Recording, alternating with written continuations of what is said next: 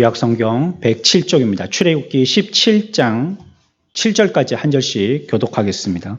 이스라엘 자손의 온 회중이 여호와의 명령대로 신광야에서 떠나 그 노정대로 행하여 리비딤의 장막을 쳤으나 백성이 마실 물이 없는지라. 백성이 모세와 다투어 이르되 우리에게 물을 주어 마시게 하라. 모세가 그들에게 이르되 너희가 어찌하여 나와 다투느냐. 너희가 어찌하여 여호와를 시험하느냐.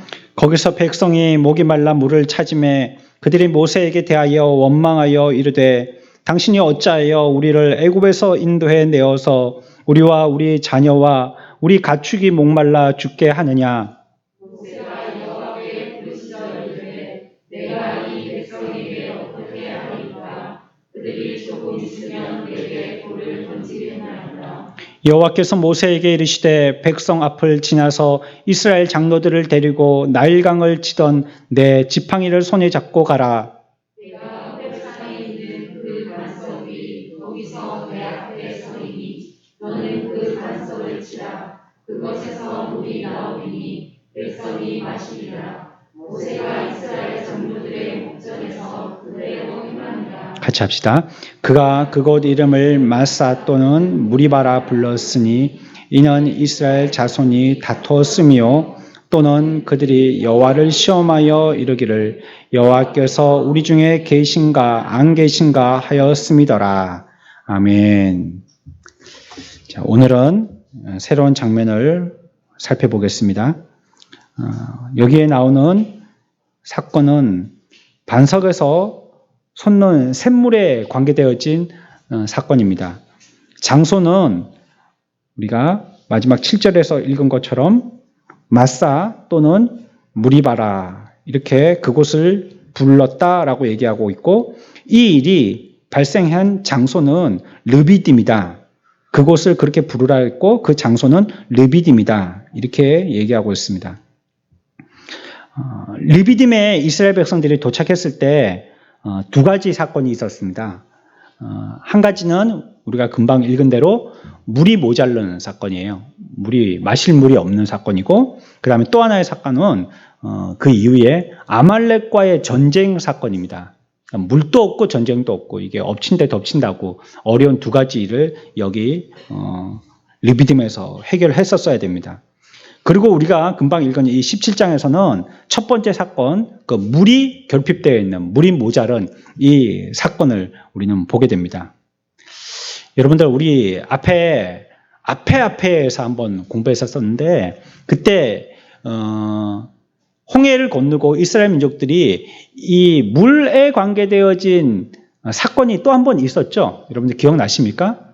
한참 전에 배웠던 거고, 또 이들에게도 이 일은 조금 아득해지는 일일 수도 있어요. 원체 많은 일들을 겪었기 때문에 그 짧은 기간 동안에 어디에서 있었던 사건이었죠? 그 지역의 지명이 뭐였죠? 물에 관계되어진 마라라는 곳이었죠. 마라라는 곳, 그렇죠? 홍해를 건너고 얼마 안 돼가지고요. 마라라는 곳에 갔지만 그곳에서 물을 얻을 수 없었어요. 그 물을 먹을 수 없는 쓴물이 있던 곳이었거든요. 그때 우리가 그 마라를 주신 이유가 있다고 그랬죠. 마라는 하나님이 가라 해서 간 곳이에요. 그곳이. 그러니까 하나님이 이끄신 그곳이에요. 오늘 우리가 읽었던 말씀에서도 교훈은 비슷한 주제의 교훈을 갖다가 우리는 얻을 수 있는데 마라에서도요, 하나님이 가라고 해서 간 거예요. 거기 자기들이 잘못해서 간다든지 아니면 가라한 곳을 갖다가 포기하고 안 가고 자기들끼리 가고 싶은 다른 길을 갔다든지 이런 것이 아니에요. 가라한 그곳에 간 곳이 바로 마라라는 곳이었었어요. 하지만 그곳에 갔더니 마실 물을 얻을 수 없어가지고 거기서 또 원망불평하게 되어지죠. 그때 하나님은 그들을 시험하였다 했습니다. 그들이 이 일을 어떻게 해결하는지를 하나님이 보시려고 시험하신 것입니다. 시험은 두 가지가 있다고 그랬잖아요. 그 사람을 패망케 하는, 실패케 하는 시험이 있고 또 하나는 그 사람을 생산적인 사람이 되도록 하는 시험이 있는 거예요. 근데 하나님은 이번은 두 번째 경우인 거죠. 우리를 패망하게 하는 시험은 마귀가 하는 겁니다. 우리를 넘어뜨리려고 하는 거죠. 유혹하는 겁니다. 하지만 하나님은 우리를 테스트하는 거예요. 그게 잘 공부했는지 또 그런 신앙적인 사상을 잘 갖추고 있어서 이런 일들을 직접 우리가 배웠던 그 신앙의 사상을 가지고 잘 적용하고 있는지를 보시려고 하시는 것입니다. 그래서 마라라는 곳에 그들이 순종하며 나갔지만 어려움을 당하게 하시고 거기서 하나님을 체험하였던 이스라엘 민족들의 이전의 역사가 있었습니다. 그렇다면 이번에 물 사건은요, 마라 이후에 두 번째 물 사건이라고 할 수가 있겠어요. 마시는 물을 얘기합니다. 물론 홍해도 물이니까요, 그것도 물 사건이라고 할 수 있겠지만 여기서는 우리가 마시는 물에 관계된 걸 얘기하고 있습니다. 여기서도 보면 하나님께서 그들에게 물을 공급하여 주시는데 반석을 치심으로 그들에게 물을 공급하여 주시는 그런 장면이 나옵니다. 반석을 쳤던 이 일도요, 두 번 있었죠. 물에 대한 사건도 두 번 있지만 지금은 보이지 않지만 40년 광야 생활이 이제 거의 끝나갈 막바지쯤 돼가지고요, 그때 모세가 또 반석을 치게 되어집니다. 그런데 그때 반석을 치는 것은요, 지금 반석 치는 거하고는 조금 경우가 다른 반석 치기 그런 사건입니다. 전혀 다른 의미였죠. 이번에는 쳐라 해서 순종의 마음으로 쳤지만 그때는 불순종으로 치게 되는 것입니다. 그래서 자기가 혈기를 내고 자기의 기분에 따라서 반석을 치게 되어졌을 때 자기가 하는 행동에 대해서 하나님이 책임지게 하신 것이 무엇이었죠? 모세로 약속의 땅 가나안에 들어가지 못하도록 하신 것입니다. 그러니까 우리의 인생에 보면 작은 사건이 결코 작지 않다는 걸 기억하셔야 됩니다. 하나님이 그렇게 한 번 잘못한 것 가지고 하나님이 그렇게 큰 벌을 내리시나 할 수 있지만 그것이 어떤 기로에서 중차대한 문제일 때는요, 굉장히 중요한 것입니다. 우리의 눈에 보기에는 작은 일 같이 보여도요, 그게 작은 일이 아닌 거예요. 큰 일인 것입니다. 우리들은 그래서 우리에게 맡겨주신 일들에 항상 깨어있으라고 그랬잖아요. 어두워져 있으면 중요한 건지 이거는 조금 쉽게 해결할 수 있는 문제인지 그걸 구분을 못해요. 항상 깨어있지 않으면 이때는 맞붙어서 싸워야 되는 건지 아니면 이거는 내가 싸워서 될 게 아니고 빨리 요셉과 같이 옷을 던져주고라도 피해야 될 것인지 구분이 안 가요. 지혜가 없어지는 거예요. 그러니까 항상 깨어있어야 됩니다. 기도하여서 항상 깨어있어야 됩니다. 저희 여러분들도 365일 주님이 우리를 부르실 때까지 우리의 눈이 어두워지지 아니하고 깨어있는 삶을 사는 저희 여러분들 되시길 축원합니다. 깨어있어야 돼요. 항상 깨어있지 않으면 이것이 무엇인지 분별을 못하는 거예요.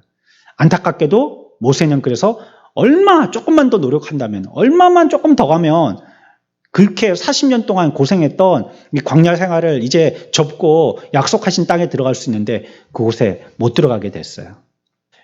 이제 17장에 와서는요, 이스라엘 백성들이 르비딤에서요, 또 한 번 물이 없어서 어려움을 당하는 이런 경험의 사건들을 우리가 생각해 볼 겁니다.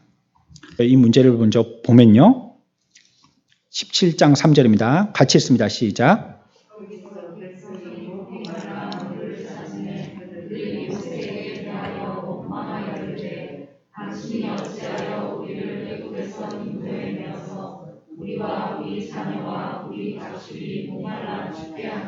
아멘. 사람들이 이 땅에 사는 동안에 여러 가지 어려움들을 당합니다.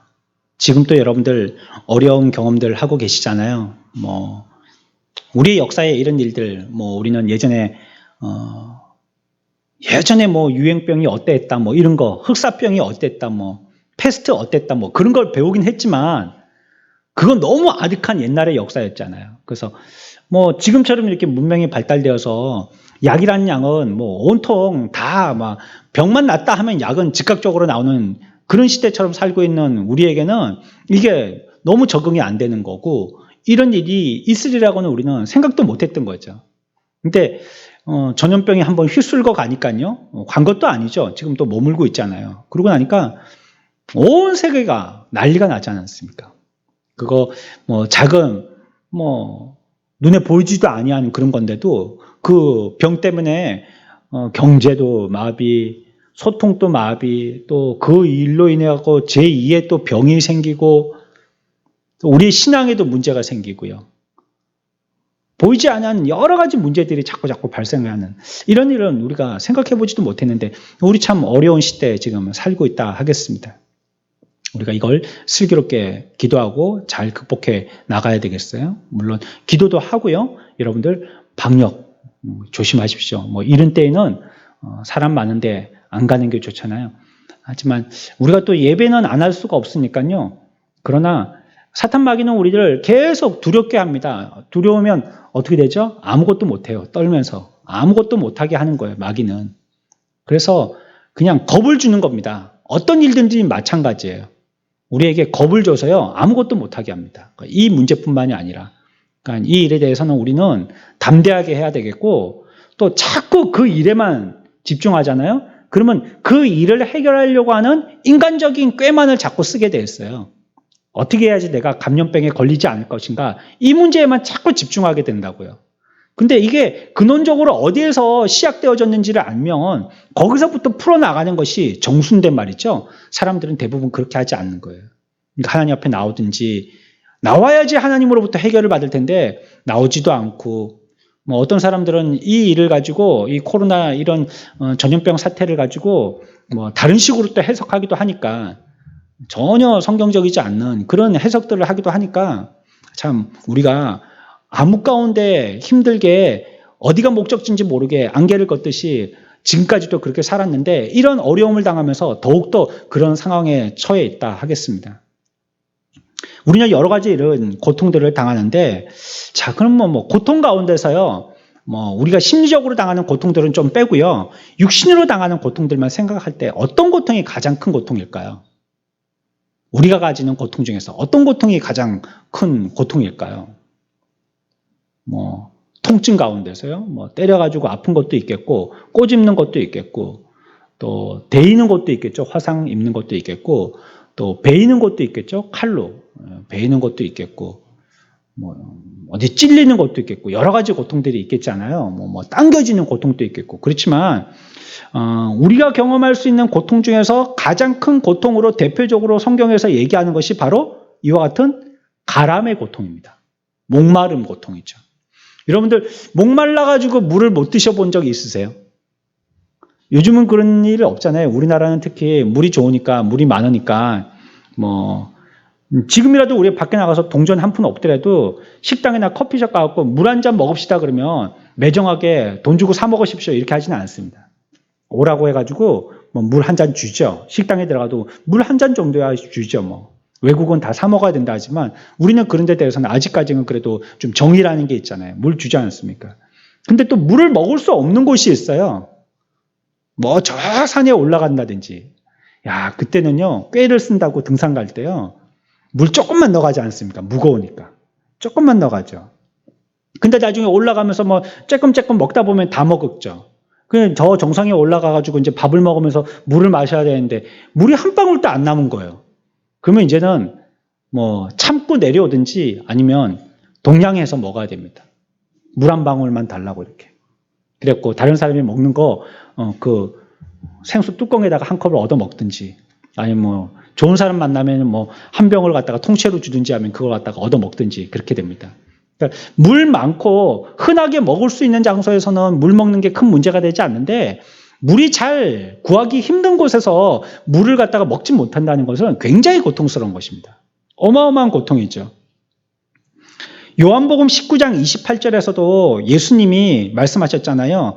육체적인 고통을 얘기하실 때 이 땅에 계시면서 딱 한 번 이때 육체적인 자신의 고통을 갖다가 호소하셨거든요. 뭐라고 말씀하셨죠? 네, 맞습니다.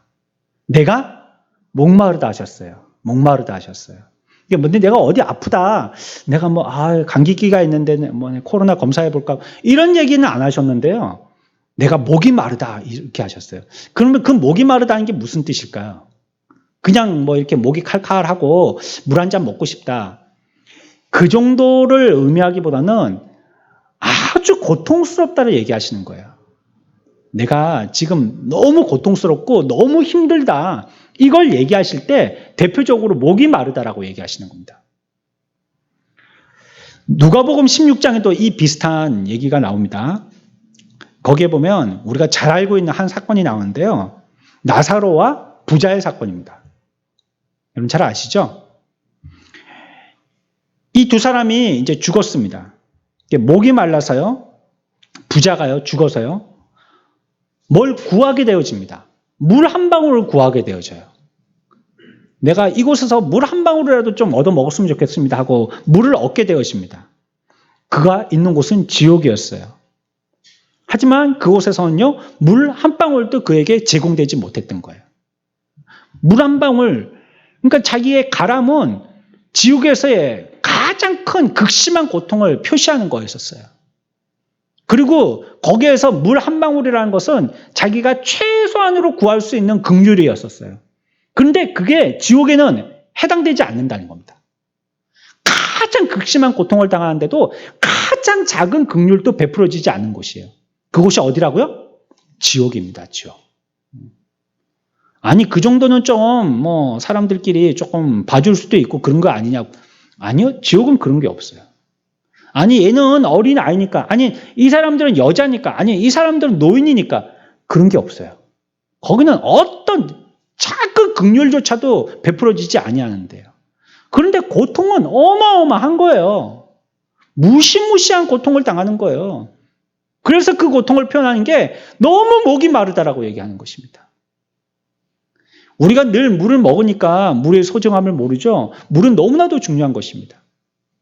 우리의 몸에 많은 부분이 물이 우리 몸의 많은 부분을 차지하고 있잖아요. 우리는 물 없으면 죽습니다. 밥은 안 먹어도 살 수 있는데요. 물은 안 먹으면 살 수 없어요. 사람이 쓰러지잖아요. 삐용삐용 119 아저씨들이 와가지고 제일 처음에 하는 게 뭡니까? 맥박 짚어보고 호흡 있나 보고 그 다음에 바로 그냥 수액부터 꼽습니다. 일단 그건 물이잖아요. 그냥 물이에요. 그거 물론 그 안에 약성분이 조금 들어있겠지만요. 물이라고 해도 과언이 아니겠죠. 그거부터 꼽는 거예요. 사람이 물 조금 더 마시느냐, 물 조금 덜 마시느냐 가지고 그 생사가 좌우가 되는 것이에요. 물은 굉장히 중요한 건데, 그러니까 사람들은 물이 있으면요, 평안과 거기에서 좀 쉼을 얻게 되어져요. 물이 있다 하면. 그러니까 물이 없으면요, 긴장하게 되고요, 거기서 힘들어하게 되어집니다. 물이 없는 곳이에요, 지옥은. 극심한 고통의 극점이라고 할 수 있겠죠. 우리가 여기에 반석에서 물이 나오게 되어지는 르비딤의 이 사건을 두고요, 이 배경을 조금 살펴봐야 합니다. 1절 같이 봅니다. 시작.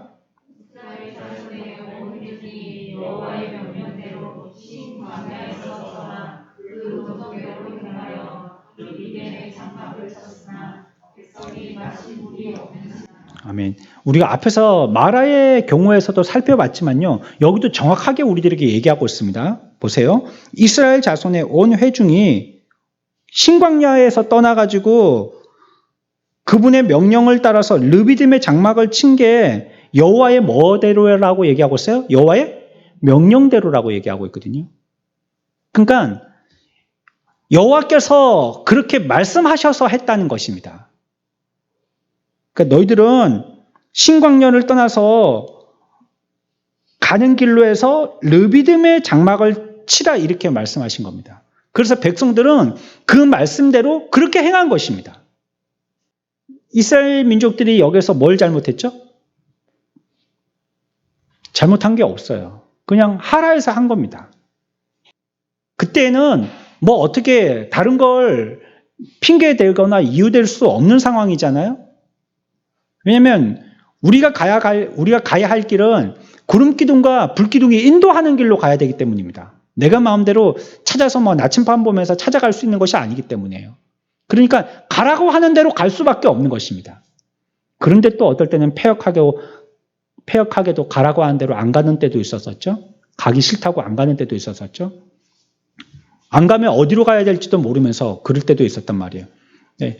하지만 상황은 가라고 하면 갈 수밖에 없는 상황이에요. 그래서 르비딤까지 왔다는 것입니다. 그런데 여기서 우리가 주목할 것은 이스라엘 백성들이 여호와의 명령대로 행진했는데 그 행진하는 길 가운데서 어려움을 당했다는 것이에요. 르비딤에 왔더니 물이 떨어졌어요. 마실 물이 없는 것입니다. 우리가 무엇인가 어려움을 당하게 되어지면요, 여러 가지 생각을 하게 되는데 자기 양심에 내가 왜 이런 어려움을 당하게 되어졌을까를 생각해 보게 될 때 혹시 내가 잘못해서 어려움을 당하게 되어진다면 우리는 속으로 그 어려움을 뭐라고 생각할까요? 하나님의 징계라고 생각할 겁니다. 왜냐하면 내가 잘못해서 어려움을 당하고 있으니까. 아, 내가 그때 어느 때 뭘 크게 잘못했지. 아, 그랬더니 하나님이 내 아들을 갖다가 빼앗아 가시구나. 다윗은 당장에 알았잖아요. 그러니까 자기가 잘못해서 어려움을 당하면 그 어려움의 이유를 하나님의 징계라고 생각할 것입니다. 근데 여기에서는 다르단 말이에요. 하나님의 징계라고 얘기하기가 어려운 거는 이스라엘 민족들이 여호와의 명령대로 행했는데도 어려움을 당했다는 것입니다. 여기서 우리들은요, 기복신앙 이런 것들의 위험성을 생각하지 않을 수가 없어요. 기복신앙. 우리나라의 옛날 동화, 여러분들이 뭐 고전 동화 같은 거 읽으면 항상 착한 사람은 결국 잘 되고 나쁜 사람은 벌 받고, 그렇죠. 권성징악. 항상 그런 스토리였잖아요. 처음은 어려워도 뒤에는 잘 되고, 그 처음에 잘 된 나쁜 놈은 뒤에 가서 잘못되고, 그랬잖아요. 그게 어쩜 우리가 기대하고 있는 스토리이기도 하고요. 그랬을 때 우리들은 유쾌함을 느끼고, 아, 그런 거지. 그러면서 우리들은 그런 동화를 갖다가 진리라고 배워왔어요. 어렸을 때부터 계속 부모님이 그런 동화를 읽어주셨거든요. 그래서 우리들은 그렇게 생각한 거예요. 그래서 우리들도 우리 가운데 어려움이 있으면, 아, 이거 무엇이 잘못되어서 벌을 받는 거구나 라고 생각하고, 내게 무슨 좋은 일이 있으면, 아, 내가 잘해가지고 하나님 앞에 복을 받는 거구나 이렇게 생각하더라는 거예요. 그게 과연 성경적일까요? 성경에서 그렇게 얘기하고 계신가요? 무엇인가 우리에게 환경이나 형편이 나아지면 내가 잘해서 받는 것이고, 환경이나 형편이 어려워지면 내가 못해서 하나님의 벌을 내리시는 걸까요? 오늘 말씀에서처럼요, 우리가 바르게 살려고 애를 쓰지만요, 그런 가운데도 고통이 올 수 있다는 이 말씀을 주목해야 됩니다. 분명히 여호와의 명령대로라고 얘기하고 있습니다. 여호와의 명령대로 했는데 마실 물이 없었던 것입니다. 명령에 거역하여서 그래서 마실 물이 없게, 그러면 우리들은 이해하죠. 당연한 거겠지. 잘못했네. 왜 그래? 불순종을 해. 그때 순종을 했었어야지. 너무나도 단순하고 쉬운 진리에 우리들은 딱 맞닿지 않겠어요? 당연하지. 이렇게 생각되지 않겠어요? 근데 이 문제는 그렇게 쉽게 해결할 문제가 아니라는 거예요.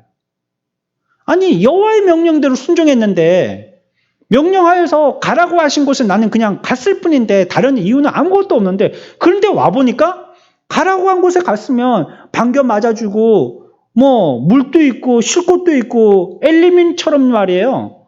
뭐 종려나무 70주도 있고 12개의 샘도 있고 그래야 되는데 그렇지 않더라는 거예요.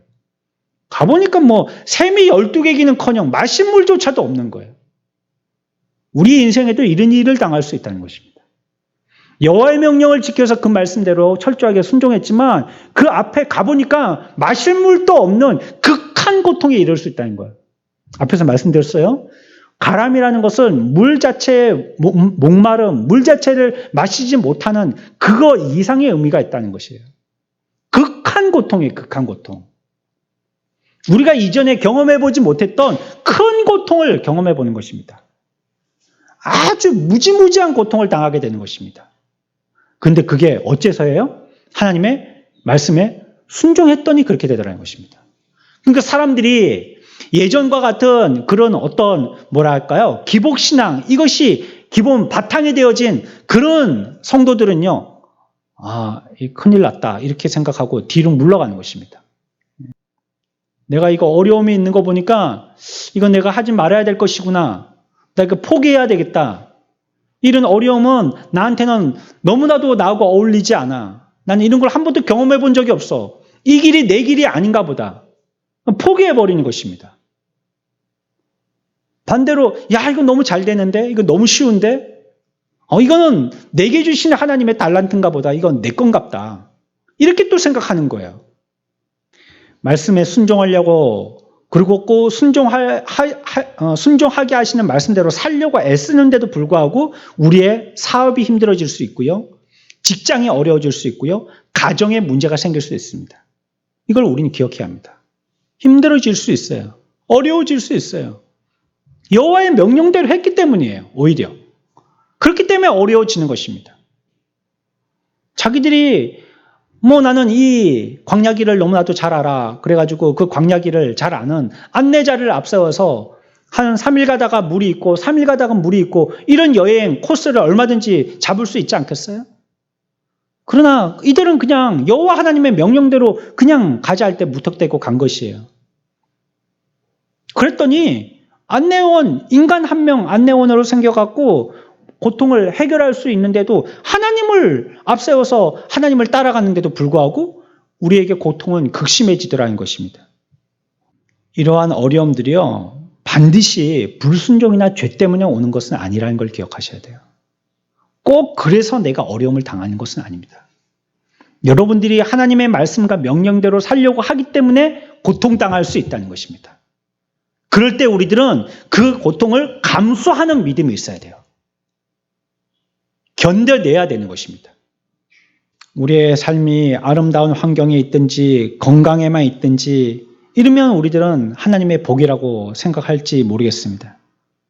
그런데 오늘 우리가 보았던 이 사건은요, 하나님께 순종하는데도 고통을 경험할 수 있다는 교훈을 우리들에게 주시는 것입니다. 여러 가지 우리가 좀 더 세세하게 살펴볼 수가 있겠어요. 그러면 그 고통이 왜 우리들에게 무엇을 요청하시는가 이런 것도 생각해 볼 수가 있겠고, 그렇다면 이전의 경험을 되살려서 그러면 앞으로 어떻게 해야 되겠는가, 이전에 우리가 받았던 교훈을 다시 한번 묵상해 볼 수도 있겠지만, 일단 오늘 이 시간에 우리가 분명하게 기억해야 할 한 사건은 이것입니다. 믿으나 고통이 올 수 있다는 거예요. 잘 믿으려고 하고 여호와의 말씀대로 살려고 하지만 고통은 얼마든지 올 수 있는데 그 고통이 예사 고통이 아니고 극심한 고통이 올 수 있다고요. 그때 여러분들 포기하고 물러서지 마십시오. 여호와께서 명령하신 것이에요. 여호와께서 말씀하신 것이에요. 여호와께서 가라고 하신 것이에요. 그럴 때 우리들은 가며 당하는 고통은 우리들이 당연하게 받아야 되는 것입니다. 이들의 반응은 어땠습니까? 이스라엘 백성들의 반응은 어땠어요? 또 모세의 반응은 어땠어요? 우리가 오늘 읽었던 말씀에 살펴볼 수가 있습니다. 2절 볼까요? 17장 2절입니다. 같이 읽습니다. 시작.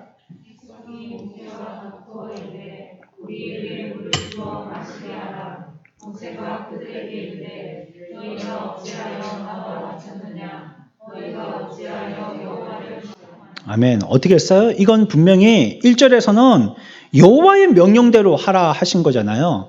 여호와께서 그렇게 리비딤으로 가라고 하신 거잖아요. 그렇게 갔는데 거기에 대해서 이들이 반응을 어떻게 나타내냐? 갔는데 물이 없으니까 그들의 반응은 2절에 뭐라고 했어요? 어떻게 했어요? 2절에 모세와 다투었다고. 모세는 누구죠? 지도자죠. 지도자와 다투는 겁니다. 여러분들, 제가 오늘 아침에 극동방송에서 설교를 들을 때 영락교회 목사님의 설교를 듣게 되어졌는데, 그 목사님이 성도로서의 일반적인 원리 몇 가지를 얘기하시는데 그 중에 한 개가 11조, 그리고 주일 지키는 거, 그리고 또 한 가지가 목사님에게 순종하는 거였습니다. 4가지인가 5가지가 되는데 제가 다 기억을 못했고, 운전하면서 듣느라고 다 기억을 못했고, 이 3가지 정도는 기억이 납니다. 그러니까 순종하라는 걸 우리는 배우긴 했지만요, 그게 성도로서의 당연하게 우리가 해야 될 어떤 의무라는 단어를 쓰면서까지 생각해 보지는 못했는데, 그 목사님은 설교하실 때 그렇게 정의를 하시더라고요. 그러면서 저도 생각해 봤어요. 어쩜 그것이 우리들에게 더 복이 될 수 있겠구나. 의무라고 생각하고 순종하는 것이 더 복이 될 수 있겠구나. 그거는 우리가 건드릴 바가 아닌 거거든요. 우리의 의무라는 것은 두 번 생각하고 그거를 검증해 볼 필요가 없는 겁니다. 그냥 11조 어째야지 복이 되는 거죠? 이거 하나님하고 검증해 볼 필요가 없는 거예요. 주일 지키는 거 이거 내가 하루 빼고 하나님 앞에 나와서 예배 드리는데 이게 손해인데 이게 어떻게 우리들한테 영적으로 유익이 되죠? 이런 거 시비를 따질 필요가 없는 겁니다. 그냥 우리가 의무로서 해야 돼, 당연하게.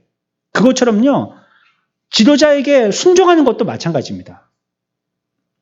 목사 말 잘 들으라가 아닙니다.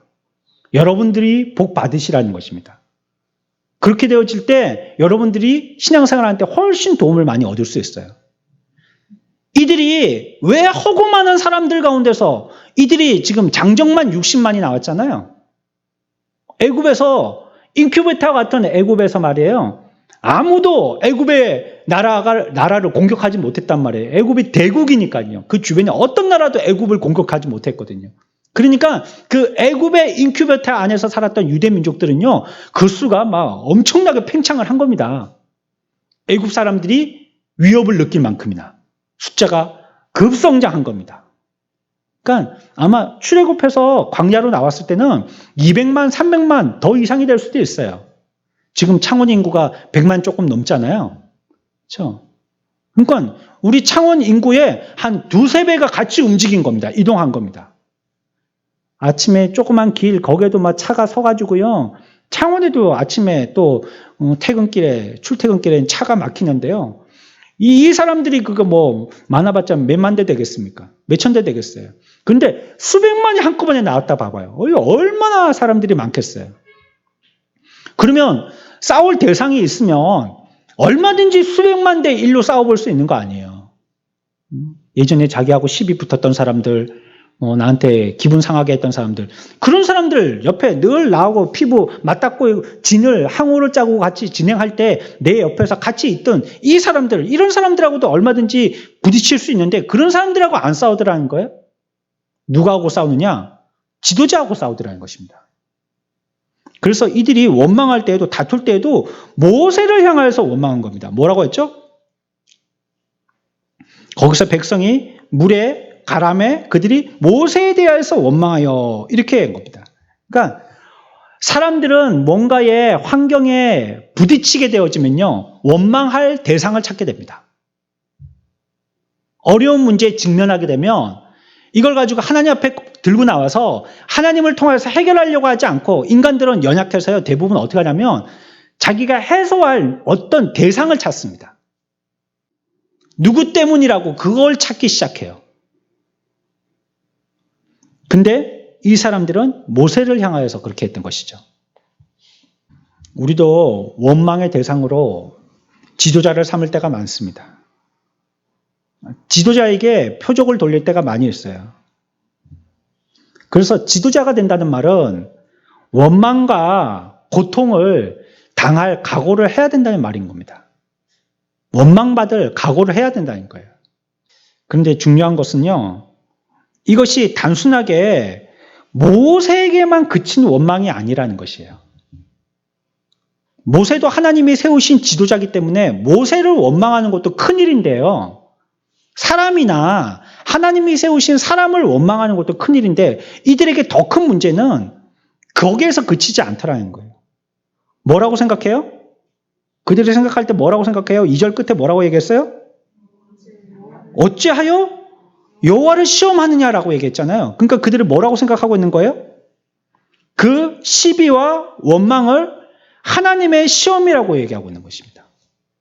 모세가 그들에게 이르되 너희가 어찌하여 나와 다투느냐 너희가 어찌하여 여호와를 시험하느냐라고 얘기했습니다. 이들이 그와 같이 원망 불평했던 것은 물론 물이 없기 때문이죠. 하지만 그보다도 더 중요한 이유를 우리들은 발견하게 되어지는 것입니다. 자, 오늘은 이 한 가지만 기억합시다. 이들이 말씀대로 순종하여서 하나님의 명령에 따라서 르비딤으로 갔지만 그곳에서도 고통은 있었다는 것입니다. 착한 일 하면 우리의 앞에 문이 열려지고 나쁜 일 하면 문이 닫혀지고 이런 우리 어떤 전래동화와 같은 유교적인 사상, 교회, 성경은 우리들에게 그걸 얘기하지 않습니다. 우리가 예수 똑바로 믿으려고 하고 믿음 생활을 하려고 하고 신앙으로 깨어 있으려고 할 때 사탄 마귀는 더욱더 우리들을 어렵게 합니다. 더욱더 힘들게 만듭니다. 우리가 오늘 보았던 이 장면에서 이스라엘 민족들이 이러할 때 과연 어떻게 했는가? 그들은 어떻게 대처했는가? 우리가 배울 점이 있다면 그들의 모습에서 바른 교훈으로 배워서 우리의 삶 가운데서는 이런 부분에서 승리하는 자들이 되어야 되겠습니다.